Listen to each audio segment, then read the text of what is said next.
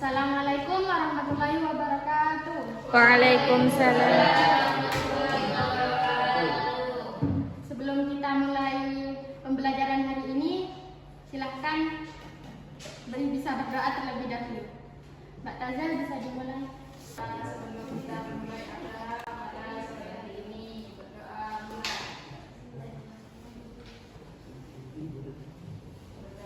selesai. Dipanggil namanya bisa angkat tangan terlebih dahulu. Khadijah, Mumtazah, Tilis Hidayanti, Wahyuni.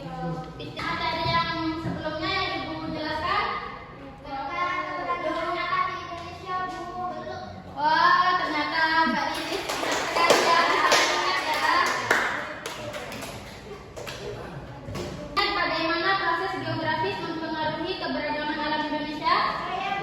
Apa Mbak Lilis? Indonesia itu terletak di dua samudra. Yang pertama Samudra Hindia dan Samudra Pasifik.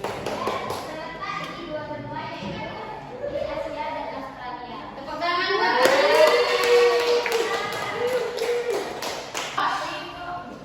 Ya, benar. Apa yang kita ketahui tentang sudah pintar-pintar semua ya. Anda ketahui tentang sumber daya alam di Indonesia? Indonesia itu punya tambang emas terbesar di dunia yaitu Freeport di Papua. Sumber daya alam bisa dipelajari dan tidaknya berbarui. Nah, ada yang bisa menyebutkan kekayaan alam yang ada di daerah rumah kalian? Tebu. Apa mereka? Pisang. Batu bara di rumah Anda banyak. Oh ya. Apalagi? Kayu. Kayu. Jagung. Ya, benar. Nah, tujuan pembelajaran pada hari ini yaitu peserta didik dapat mengidentifikasikan jenis-jenis sumber daya alam yang ada di Indonesia. Yang kedua, peserta didik dapat menganalisis dampak dan eksploitasi sumber daya alam yang tidak terkendali. Yang ketiga, ada peserta didik dapat merumuskan langkah-langkah pelestarian sumber daya alam secara sederhana. Yang keempat, peserta didik dapat menyajikan hasil pengamatan tentang sumber daya alam dalam bentuk presentasi. Tentang pemanfaatan sumber daya alam. Ada yang tahu apa pengertian sumber daya alam? Sumber daya yang dihasilkan oleh alam. Ya. Jadi sumber daya alam adalah segala sesuatu yang berasal dari alam dan dapat dimanfaatkan oleh manusia. Contohnya seperti air, tanah, tumbuhan, hewan, dan mineral. Daya alam ini ada dua. Yang pertama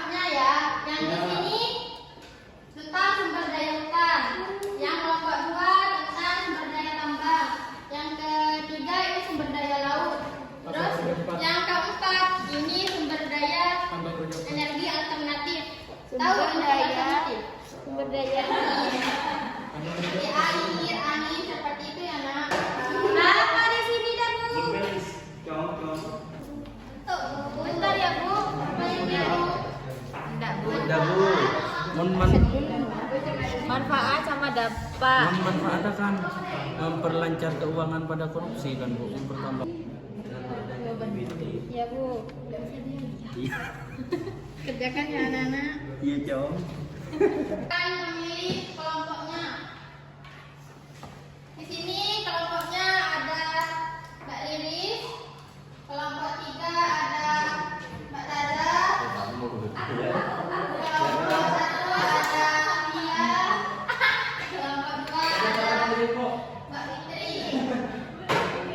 Nah, sekarang ketua kelompoknya ini Ibu akan menunjukkannya agar kelompok lainnya juga paham tentang materi kalian. Nah, kelompok 1 bisa pindah ke kelompok 2, ketuanya toh. Ya. Kelompok 2 ketuanya pindah ke kelompok 3. Kelompok 3 ketuanya pindah ke kelompok 4. Kelompok 4 pindah ke kelompok 1 ketuanya. Oke. Ramah lingkungan, terus ada sumber energi terbarukan dan juga ada meningkatkan kemandirian energi terbarukan.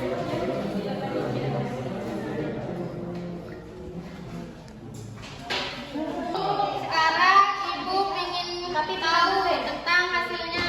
Bisa presentasikan perwakilan satu kelompok 1. Saya sebagai perwakilan kelompok 2 akan mempresentasikan manfaat sumber daya tambang dan dampak negatif dan positif. Di sini manfaatnya itu sebagai sumber pendapatan negara, terus bahan baku industri yaitu pertambangan seperti batu bara, emas, tembaga, nikel. Setelah kita belajar hari ini, bisa disimpulkan bahwa keberagaman alam Indonesia dipengaruhi oleh letak geografis, iklim, kondisi geologi, dan topografi yang berbeda-beda. Hal ini membuat Indonesia kaya akan sumber daya alam seperti hutan, tambang, laut, dan tanah yang subur. Nah, kekayaan alam ini tentu berdampak besar bagi kehidupan manusia, seperti menyediakan bahan pangan, energi, dan mata pencarian, dan sumber ekonomi. Tapi kita juga belajar bahwa kekayaan ini harus dijaga agar bisa dinikmati oleh generasi selanjutnya.